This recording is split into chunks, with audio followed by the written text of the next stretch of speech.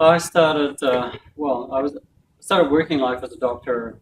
Did medical school in Otago, but then I decided medicine wasn't for me. And I'm not anti-medicine, I'm just pro looking after yourself. And I just took a different journey. And part of that journey led me, I was always interested in health, obviously. So part of that journey took me back to looking at diet and nutrition. And I've had a real focus on that for many, many years. And you'll see that I've evolved on that given what's happened to me, because I started to slip in to the metabolic syndrome kind of pathway myself in my mid-50s. I'm 62 now, so that gives you an idea. So it was a bit of a shock, but we can talk more about that. So what I'd like to do is do this more on a Q&A kind of thing to see what you came for and what kind of questions you have. And I don't like to just talk. I like to ask you, questions so we find out how much you already know. What exactly is metabolic? Exactly. So what are some of the questions you came here tonight with? One is, what is metabolic syndrome? Excuse my writing. That hasn't left. Yeah. So did you have a question? I just would really like to hear what you have to sort of say about it generally. I think the more I find out about this way of eating, the more I appreciate it for its massive array of health benefits generally. So keto in general. Yeah, and I work with children, so I'm really interested in from. What do you do with kids? I'm an early childhood teacher, so Fantastic. yeah. So keto in general. Yeah. Okay. Is anyone actually new to the group who just never heard about it before? So did the topic of metabolic syndrome attract you, or was it the keto group that attracted you? Both. So any specific questions about either of those? Well, for me, I'm trying to follow more LCHF, but achieve weight loss. Yeah. But had stalled, lost 8-10 kilos. Fantastic. Nothing more. Yeah. So for those of you who don't know what LCHF means, it's low carb, high fat. LCHF. Yeah, fantastic. Well done. How many other people have had that kind of experience? They've been practicing either a low carb or ketogenic approach, and they found that they start to, the belt buckle tightens up, clothes get looser. Anyone notice their mind gets sharper? They're more present in their own being? Wonderful kids. And getting off the sugar. Yeah. So any other questions then? Well, it's not always like that, is it? Because the neuroprotective side, ketosis, ketogenic diet, I followed to the T, but for about 8 months, I could only get my BHB up to about 0.9. The brain fog deteriorated, my energy was terrible, worse than before. But I spoke to Grant about it, and he said perhaps increase some carbs, but I didn't actually want to do that after all the hard work. Yeah. To sort of backtrack. So for me, it's just a learning curve of other issues going on in the background. And when do you decide just to stop keto and LCHF? Okay. BHB is beta hydroxybutyrate, for those guys who didn't know that. How you measure it on the blood. And where you stop. Okay. However, I had, just as a caveat, I had done a lot of research, and some of it took up to 24 months for people with other illnesses going on in the background, AME3 gene or bad, like that sort of thing, AME1, like really bad. Yeah. The AME gene, amylase 1. You can have it, epigenetics is a big part of keto. And that's one of the reasons I started to adapt to keto, because of the epigenetic effect it can have. You can actually, you've got your genetics, but you can actually change how they express in your body by what you eat. So I've forgotten what I was going to say. Okay. Very good brain. Let me just good clarity. comment on that, and then you can maybe 24 catch up. months was what I was going to say. Yeah. Right. Yeah. So, the idea of we have genes, right, that determine eye color and stuff like that, but height. So epigenetics are the piece where you can actually change which genes are turned on and turned off. So it's like having your hand on a light switch. Now when you turn a light switch, it goes either on or off, right? So the same with the food you eat will turn certain genes on or off. And that can be really useful. So that's what you're aiming to do with changing your diet, is actually change your epigenetic factors. So was it 24 months thing because of... I know, well, it's quite, because it's an incomplete science and quite a new area, not everyone has the answers to the layperson. Yeah.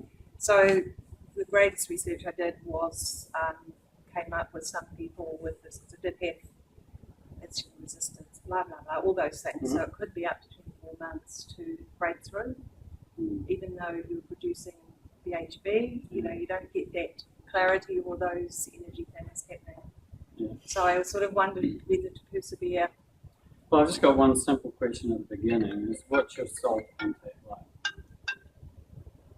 Salt? You can, all those questions you can ask, been there, done that, research the heck of that. I educate integrative functional GPs, their nutritionists on ketogenic LCHF. So, made my own bone broth, you know, sodium, potassium, all that, magnesium, great.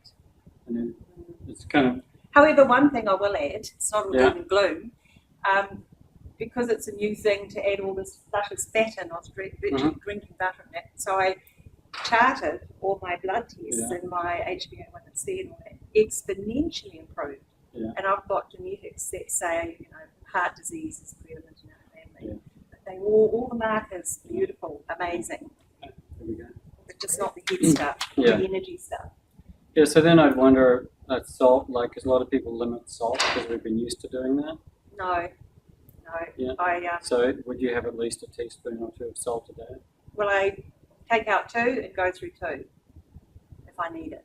Take out, what does that 2 mean? teaspoons is what they say. You can have up to if you need it, if you're getting that energy thing. Yeah, it's just one of those anomalies of the incomplete science. Right, But it's really hard when the fatigue is debilitating. And did you have can I ask you if you had a condition that actually brought you into these choices? Oh yeah, I'm really invested in maintaining whatever health you have. Yeah, but did you have like a health condition that was in the background? And ongoing in the background, cardiovascular disease, insulin resistance, thyroid. Right. Went in for bone grafts, got meningitis in hospital, you know, from the virus, blah, blah, blah. So I just want to preserve my health, and you have to sort of be your own advocate. You don't get it from your GP. No, you don't. You don't. Yes, Martin? Step back a bit, because I'd really like to get an overview of just what metabolic syndrome is. Yeah, we're about to get to there. I was just trying to get a list of questions first, so then I'm going to I'll cover it as part of the talk, but we're going like deep into a specific. So I would look at, seeing somebody that can look at your diet specifically. You've been there. So then it's just a matter of taking time. Yeah. Well, actually, I'll be the NS at the top because I have all that too. Yeah. So it's a time frame, I guess. Yeah. Well, it's also being willing to accept what results you've got and stay at the path.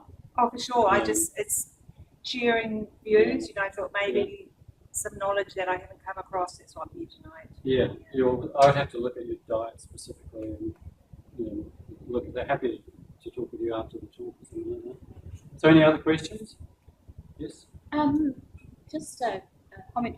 When I was in my late 40s is when I started doing keto, and I found that I lost weight really easily. It's very easy to manage my weight.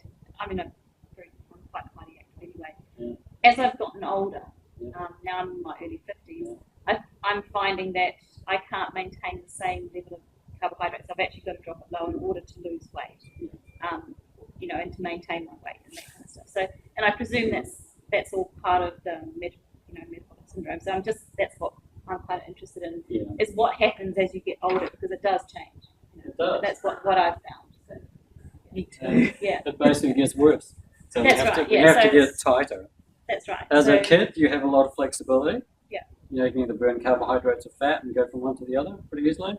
But as you grow older, that gets tougher and tougher. Waistlines start to expand. Things just get worse. And it's just a matter of bringing it back. And then women, hormonal issues is on top of that. That's right. Yeah, because did you go into menopause around then, or late 40s? Yeah. I've sort of just started going to menopause just in the last 2 years. So. Okay, yeah. So that'll And that's when I've noticed the difference. Really. Yeah, well, there you Great, sitting here hot flushing, Yeah. freezing cold. And these are the golden years. Yes. go. All right. Derek, sorry, I think you have just one more question as well. Yeah. Sorry. Yeah. Yeah. Sorry? Yeah. I do this ketogenic for athletic pursuits and so on. Fantastic. Yeah. But like boxing, jockeys, I'll do it seasonally. So I'm on, Right. off, when I'm off. I'm really off. Right. When I go back home, what I want to know is, am I screwing with my metabolism? Yeah. Am I causing long-term damage by being so yo-yo with it? I'll call it cycling. Do you want to know Yes, the answer? you are. And you Do just you answer really your want to question. know? Talk to you about that for Africa. It's a lifestyle change. It's really not about. There's this thought, people have this idea that they can do this to get fixed and then go back to their old habits. Now, do you think that's going to work? No. It's So- a good analogy, you have a bath, but it doesn't last a life. Thank you. I like that one. It is about adopting a new lifestyle and realizing that's the fundamental right lifestyle for a human. And I say that human beings are the only animal that eats according to its philosophy. A lion, a monkey, they'll eat what they want to eat. We eat because someone told us that's healthy, or because we believe something is healthy. And if we've been taught the wrong things about what's healthy, then our beliefs are totally cockeyed. And that's actually the problem we've had over the last 40, 50 years. Because I was in medical school when the sugar was bad for you idea was thrown out. There was a guy, Professor John Yudkin, a UK professor, wrote Pure, White and Deadly. That was trotted out at the beginning of medical school. At the end of medical school, that book was in the dustbin, along with Professor Yudkin's career. And all the fat was bad for you ideas came. And I went wholeheartedly into that, hook, line, and sinker, and woke up 30 years later. So MS, so not multiple sclerosis, but metabolic syndrome. What's its other? One of the confusing things is it comes with a number of different names. It's like, what on earth is that? So you got. Do you remember the other names? Does anyone know the other names? Insulin resistance syndrome. The IRS, not. Not that one. Yeah, but it is very taxing on the body. So another name. Syndrome X. Well That's done. an old one, isn't it? That is that's from the 80s. Syndrome X. And I'll come back to that because this X factor is really interesting. It's also been called, some of the weirdest names are things like triglyceride waste. How about that? And dysmetabolic syndrome, meaning that there's something wrong with metabolism. Yeah. So it's got a number of different names, but basically what they've honed it down to is 5 things, right? How many people know the 5 things that they've honed it down to? We'll have a stab at some of them, shall we? Yeah, have a stab, because that's how you learn. What's that? Hypertension. You mean the subgroups like Yes. hypertension? There's five things, like you've got a hand, there's 5 things, and if you have 3 of those, then you've got metabolic syndrome. If you have 1 of those, do you have metabolic syndrome or not? Possibly, possibly not. On your way. I like to think, there's 2 friends of mine that well, they're growing up now, but they have celiac disease, both of them. And one of them, girl, is she's normal weight, looks good, no digestive issues, no diarrhea. Her brother, younger brother, skinny as a rake, couldn't thrive, lots of digestive issues, lots of diarrhea and all that kind of stuff. When they went in and took samples of both their villi, that's those little fingers and the intestines, the little boy's was not too bad. Her bigger sister, whose normal body look, was a wreck, completely flat, so no villi at all. So isn't that interesting? That someone can be really badly damaged internally but not showing up on the outside. So it's the same thing with me when certain of these factors started to go. Even though I'm not up to 3, I figure, well, I'm on the way, so I need to deal with it. And what's the best time to handle a problem? When it's little or when it's big? So that's the idea behind that. So, blood pressure. So high blood pressure. Diabetes. Well, diabetes is a problem with glucose, blood sugar. So for metabolic syndrome, the factor isn't diabetes, but an increasing blood sugar. So increasing blood sugar. So there's 3 other things. What's that? That's not part of metabolic syndrome. One of the possibilities. Triglycerides? Triglycerides, yes. Increasing triglycerides. Anyone know what triglycerides are? Everyone else? No? Basically, it's like in terms of, it's just basically the things that when you eat carbohydrates, gets attached to a glycerol molecule, and then it goes off to, it just basically goes off to get dealt with. So basically, when you have high carbohydrate diet, you have high triglycerides. It's a simple way to look at it. So you get increased triglycerides. 2 more things. Abdominal obesity, or is that just not in there? Yes, it wasn't in Syndrome X. Abdominal obesity wasn't part of the picture, but I'm going to call it AO, abdominal obesity. I think it was a Netflix movie called AO. It was a wild show. 1 more. No, it goes actually with triglyceride, and it's a really important marker. Fasting insulin. Hmm? High fasting insulin. No, that would go with high blood sugar. But it's actually low HDL, high density lipoprotein. You heard of the good and bad cholesterol? Take the ideas good and bad out. It's a whole new science. Yeah, I know, it's a whole new science. Cholesterol is just cholesterol. Do you know your brain's about 75% cholesterol? Take out the cholesterol from your diet, lower it, and then your brain starves. Wonder why you get Alzheimer's. So anyway, let's look at these things. So we're going to take them piece by piece, one at a time. But basically, if you have 3 of these things, then you've got metabolic syndrome. So is anyone here on blood pressure medication? 1. Is anyone 2? Anyone here got blood sugar issues like that? High blood sugar? Yeah.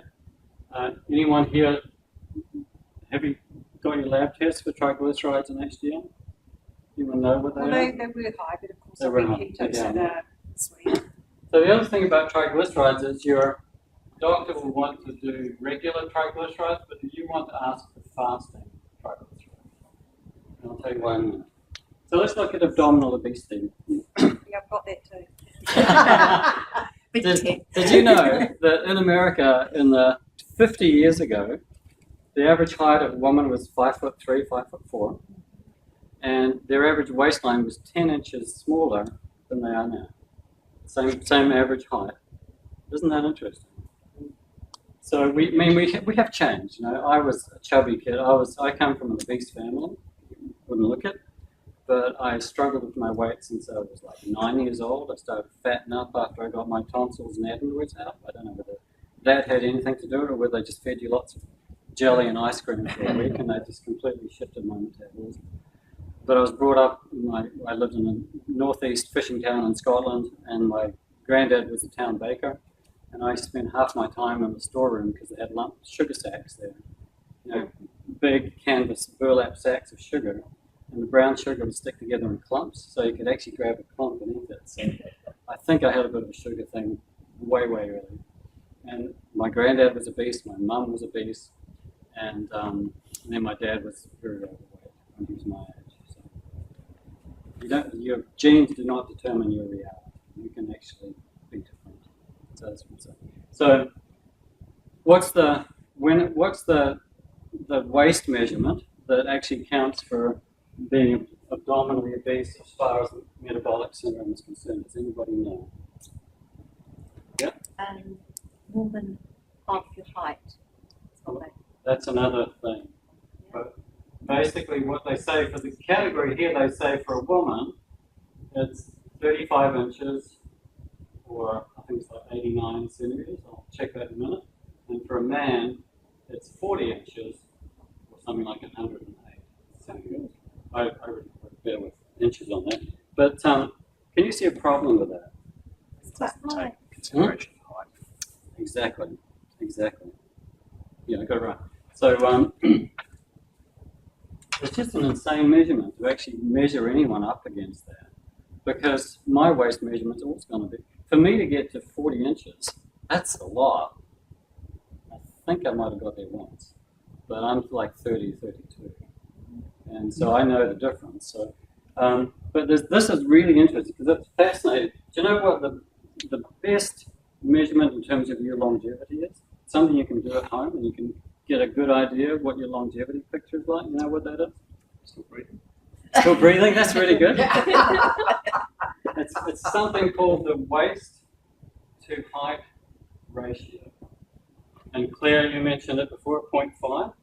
It's actually for women, it's a bit less. Do you know what it is? No. It's 0.46. Because women always have smaller waists than men, right? Because that's, well, you know, that hourglass figure, most, well, I won't, let's not go there. But look at this. So say this is 20 years, and this is 10, and that's 15, and so this is around 4. So basically, if you're really skinny, like your waist is less, like this is the waist to height ratio. So if you're really skinny, you kind of you start tracking like this, and at a certain point, it touches 0, and then it takes off like that. And basically, there's a sweet spot where if you get your waist to height ratio to that point, this is a factor of longevity. So if you're, who's anyone 70? No. So 50 and above? Yeah. Yep. 50 and above, if your waist ratio is out here, like if you're like almost, this is like 1 to 1, so you're basically almost as round as you are tall, you take 10 years off your life. Who's 30? No, that's 70. So 50. So 50. You're basically taking 15 years off your life if your waist and height ratio is above 1. So who's 30 plus? A few of you 30 plus? Some of you know over 30. So if you were like that, if you had that at 30, you would take 20 years off your life. Do you think it's just a matter of 20 years off your life? What about quality of life? The morbidity is the mortality, which is when you die. The morbidity is how sick you are. So basically, you can add, you've got 20 years off, but you can take another 10 to 20 years off for being sick and miserable. So it can take half the life off. So this is how important waist to height ratio is. And for men, it's 0.5. And for women, it's 0.46. So if you want to get an idea of how long you're going to live, just go home, take your waist measurement, and there's particular ways to do that. I think kiwicover.co.nz have eight points on how to measure your waist properly. And insurance companies are good like that. Why? Because they bet on you. Their premiums, their health premiums are all about betting on. They know, so they know what to teach. And they've got the best strategy on how to measure waist. So does that make sense? So abdominal obesity is part of it. So is anyone, I'm pretty much here, but I've been over here, and I'm sure some of you are getting close to that. So it's you just got to realize it's got to come back. So that ratio is an optimal ratio then? 0.5 is optimal for men, and 0.46 is optimal for women. Right. Yeah. You don't want to be too high or too low. If you go low, you can knock about 3 to 4 years off your life, but that's a lot different to 10 to 20. So it's not a big deal being that thin. So you can be too thin. Can be too thin. You're Well, not you can too be worried thin, about that. Can't be too It's thin, you're too eating thin, or all the too wrong rich. foods, so it's just all That's right. irrelevant. Because if you're thin and eating inflammatory foods that give you Alzheimer's, what's the point? Yeah. So it's all about something else. So let's look at the second point, triglycerides. How many people know their triglyceride scores, their blood tests? Anyone like that? Cool, few of you. Okay. So let's look at that. So fasting triglycerides what I love, there's a great video. If you like, I'll put up a Google Doc with some notes on it. You can just make it available. You can put it out to the group. Guy called Ken Sikaris. He's a professor in Melbourne. He deals in biochemistry in the labs. And he says basically, if your triglycerides are 1.5 and above, then what happens, if you heard of the idea, we talked about this good, bad cholesterol, we know that's not right. But in terms of the quote-unquote bad cholesterol, there's small, dense little things, like little marbles, like think of a marble, and big, light and fluffy, like a beach ball. You know, one of those really light ones you can just pick up with your fingers. So there's two kinds, in the LDL there's two kinds. And the small and dense ones, like a marble, are not the ones that are good for you.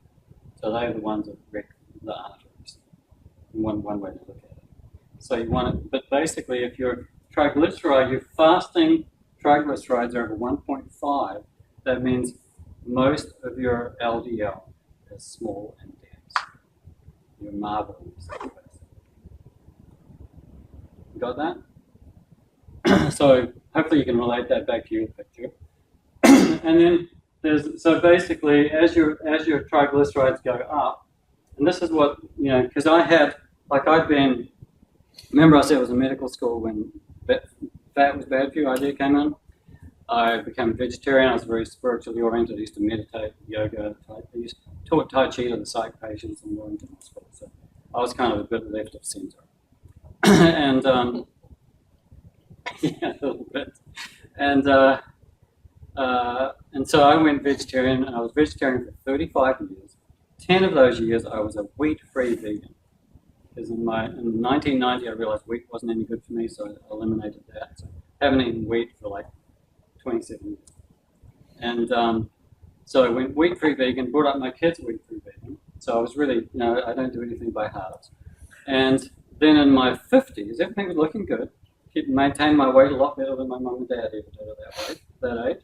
And so, but in my mid-50s I get blepharitis, which is my eyes start to gum up and get inflamed, and I wake up in the morning, they'd be stuck to my eyelashes would be stuck together with so much gum.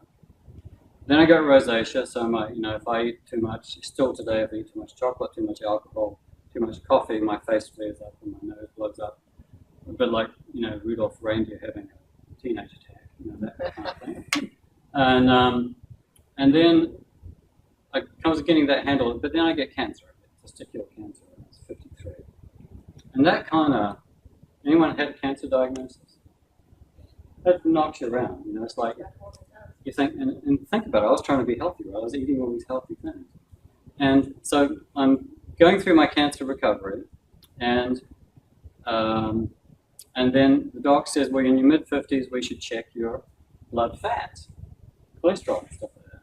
And he says, but because you've been a vegetarian for so long, you don't expect any problems. Well, guess what? There was a problem. And my cholesterol was way up. My cholesterol is still really high, and I don't think that's really an issue. But my triglycerides were way up, and my HDL was way down. So my ratio, like I'm going to talk about this ratio idea, one of the strongest tests you can do in terms of, so I'm just aware you're hiding behind the camera there, in terms of checking your cardiovascular risk. And a cardiovascular risk is for heart attacks and strokes. You know it's the same disease, because basically it's an arterial disease. Your arteries get plaque in them, and then at some point that breaks off, and that breaking off, all the clotting happens around that, and then further down the track it blocks. And whether it blocks in your heart, it's a heart attack. If it blocks in your brain, it's a stroke. But it's the same process. Got it? So your risk for that is determined. The biggest factor you can look at is this one here, called the triglyceride to HDL ratio. Remember the waist to height ratio? This is another ratio, it's triglyceride to HDL. And when I first started, my fasting triglycerides, I think, were up around 1.7.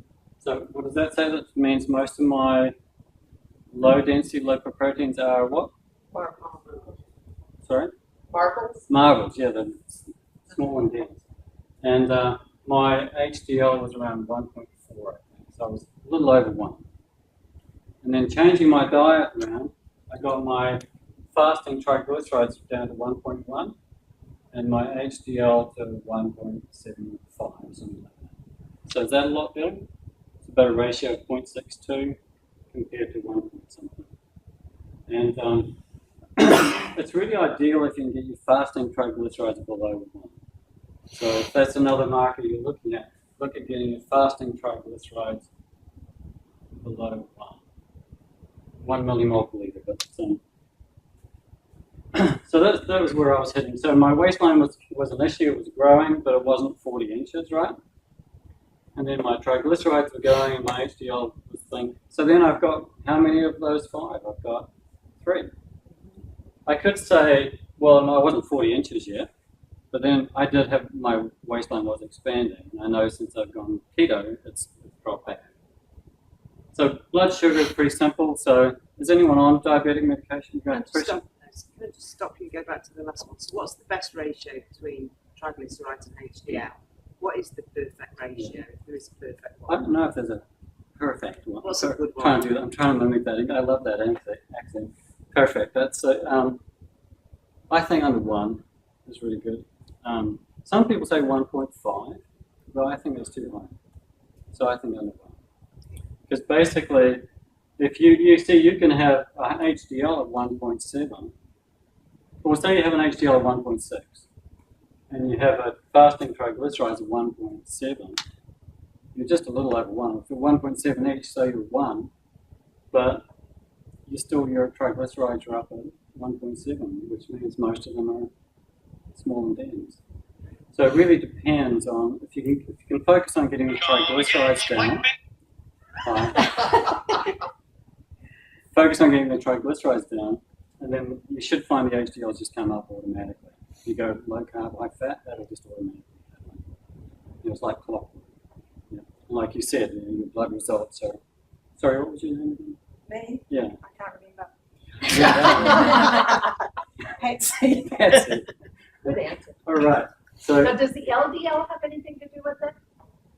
Well, not really. So, see, we've been taught that LDL combined with HDL is your total cholesterol, and the LDL-HDL ratio is what most doctors look at, but it's really a non-issue. Okay. And there is a couple of schools of thought. One is that, did you know that when you get over 65, a high total cholesterol protects you against what? Aging? Parkinson's, aging, heart attacks, strokes, cancer, everything. Isn't that interesting? And they want to bring the cholesterol down. But there is a thing where some people go on a low-carb, high-fat diet, and their cholesterol goes way up. Like I'm one of those. My cholesterol's up around 10. And the cardiologist goes nuts. Well, the doctor goes nuts, and he says, you want to go see a cardiologist. And I asked him, is the cardiologist going to talk to me about triglyceride HDL ratio, and is he going to talk about anything other than putting on statins? And the GP said, no, don't bother.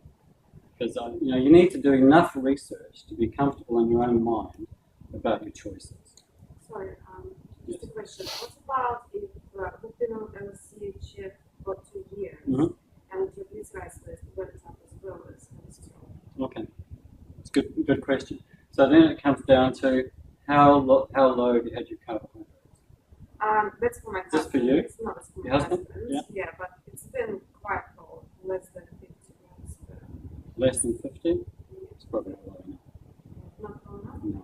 No. See, I'm on. If I go 25, 30 and above, my waistline is increasing and things are going bad. Okay. So remember I said your waistline is one of the key measures. So that's how you can tell that if your waistline's coming back in, then you're probably going in the right direction and your bloods will show it.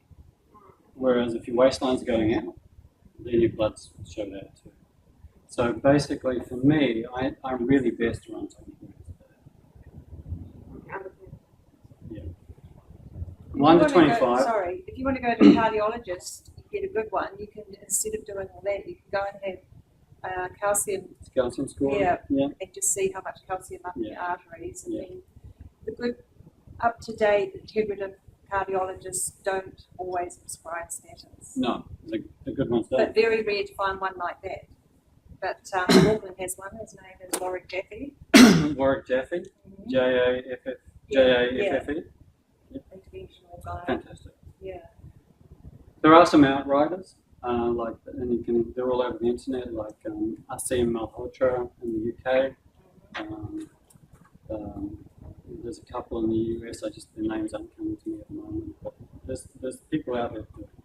Was that head one in England who was the president of the World Cardiologists Association, and it fits him with the BS actually next. And he stood up in the tall poppy and said the correlation between cardiovascular disease is not with fat or animal fat. Yeah. It is with high insulin and inflammation. That is causative of all cardiovascular disease. Yeah. So that relates really well with the BS. That's all what it is. Yeah. So BS, blood sugar. Yeah. W2F. Yeah. And BS. So basically, if your blood sugar is going up, you mean your insulin isn't handling the blood sugar. What's insulin's job? Store fat. Yeah. Anything else? Well, it's to take the glucose into the cell. Yeah. But it is a fat storage hormone. Yeah. And you can have a normal blood glucose forever, Yeah. while your insulin is High. going high and high. The Yeah. doctors in this country only ever order your glucose, Mhm. and if you want a fasting insulin, you have to pay for it as a patient. That's right. How dumb is that? I know. Well, it's because the science hasn't progressed down to that Well, look level. at all our diabetics, though. They should be doing their insulin, not the They glucose. should. They Yeah. should. So basically, what Patsy is saying is that before your blood sugar goes high, your insulin is already high, because your pancreas is pumping out lots and lots of insulin to keep your blood sugar down. So your blood sugar is down at normal levels, but your insulin's way up because it needs more insulin to deal with. And that's where basically we have to accept as human beings. Remember I said the human is the only animal that eats according to its philosophy? We don't need sugar. Do you know that your liver will produce as much sugar as your brain needs? There's about a teaspoon, you're probably thinking about, there's 1 teaspoon of sugar in your whole bloodstream at any given time. So 1 teaspoon of sugar in your whole bloodstream, and you go eat a meal with 50 grams of it, so it's 10 teaspoons of sugar. And it just blows we're just not designed for that. So there are essential amino acids, which are, amino acids are building blocks of what? Of protein, fats, or protein, right? And muscles, yes. And then there's essential fatty acids, which are part of the fats, but there are no essential carbohydrates. So we need to start rethinking what is real for us as people. And remember, because I was a vegetarian and a vegan, guess what? That's a high carbohydrate diet. And to get me to go nearly, because I'm actually almost tending towards 0 carb, which is basically meat, eggs, chicken, and fish. Not a lot of vegetables. Because if you're under 20 grams a day, then all of a sudden, you heard that saying, an apple a day keeps the doctor away? How many grams of carbohydrates in an apple? Anyone care to hazard a guess? About 20 to 30, depending on the size of the apple. So that blows your carb budget in one thing. So you can't have any more carbs for the rest of the day. So what do? Lint do a really nice 90% chocolate, which is 1 gram of carb per square. So you could maybe squeeze one of those in, but it becomes a budgeting issue, right? If you know the amount of grams of carbs you can have before your waistline starts to ramp up, then you know where you need to keep to, and then it's a budget. Do I have a glass of wine, which is like 5 grams, or do I have a cup of veggies? It's up to you. You can choose. Okay, so blood sugar goes up. And then the last one is blood pressure. So blood pressure. Do you know what high blood pressure is determined as? Higher than it used to be. It used to be like 180 or 120 over 80. That's a normal blood pressure. Right. Yeah. So, but I heard it's higher now. I heard something that It's actually lower. now it's They used to work on. Well, I'll say something more about blood sugar. But they used to work on 140 over 90, and now they're more like 130 over 85. So basically, they can sell more drugs at this point than they can have. Yes, excuse my cynicism. But one simple way you can check your blood sugar without getting fasting blood glucose or a fasting insulin. Anyone know? With a glucometer. At home, with a glucometer. That's a glucometer. You can check your blood sugar, which is actually checking your blood sugar. Yeah. But no, just like from a normal blood panel lab test, which marker in there will actually give you an idea of what's happening with your blood sugar? HbA1c. Yes, HbA1c, hemoglobin A1c. So do you know what this is a measure of? Claire, you probably do. Your average blood sugar over the last 3 months, roughly. What does it measure? How much glycation has Right. happened? You understand that word glycation? It's a really interesting thing, isn't it? That, see, sugar is a toxin to your body. It actually is sticky, and it'll stick onto proteins. And when it sticks onto proteins, guess what happens to those proteins? If you had, say you're a protein, and you're trying to do your job, and you get something stuck all over you, so it sticks your arms and legs together, do you think you could function? No. So that's what glycating hemoglobin does. It means it actually shuts down the ability to take in oxygen and let go of it, stuff like that. So basically, when you get to an HbA1c of 5.6, so it's a percentage. So this means that nearly 6% of your hemoglobin in your blood is so stuck together with sugar that it can't function. Isn't that a horrendous figure? You can actually have 5% of all the hemoglobin in your blood just completely screwed with sugar stuff. And if you get that, then this is a predictor of this is a predictor of heart disease. If you have a high triglycerides above 1.5 and a high triglyceride HDL ratio, then you're more likely to have a heart attack. That's what it's saying.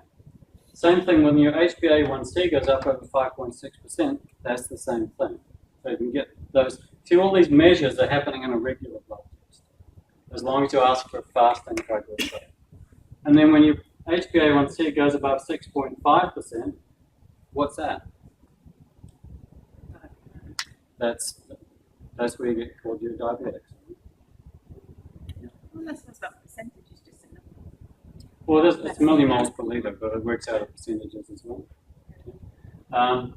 Okay, so when we think of sugar, if sugar's so bad or sweet, glucose is so bad, why do humans crave it? Is that a learned behavior? Well, Yeah, metabolizers like heroin. there is pleasure centers in the brain that light up with cocaine. The same pleasure centers light up with sugar. And if you listen to Eric Clapton, he's got a great 1 minute or 5 minute clip on YouTube. Someone was asking him, Eric, when did your addiction start? He was cocaine or heroin or something. And they were expecting some answer when he was playing some song or something, I don't know.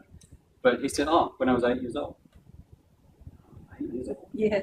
Yeah, when I was 8 years old, and I realized that sugar changed the way I felt, hitting those centers in the brain. Because we all want to feel good, right? So sugar is an amazing comfort food, right? Bread is an amazing comfort food because all that carbohydrate. You know the difference between a long-chain carbohydrate you get in grain, and a simple sugar molecule, it's got 2 sugars. You know the difference? Nothing. No difference. It's like having a long pearl necklace and 2 pearls in your earrings. And as soon as that long chain necklace goes into the salivary amylase in your mouth, starts chopping that up into little pearls. And so you get it as sugar. Simple. So sugar's a drug then? Sugar is a drug.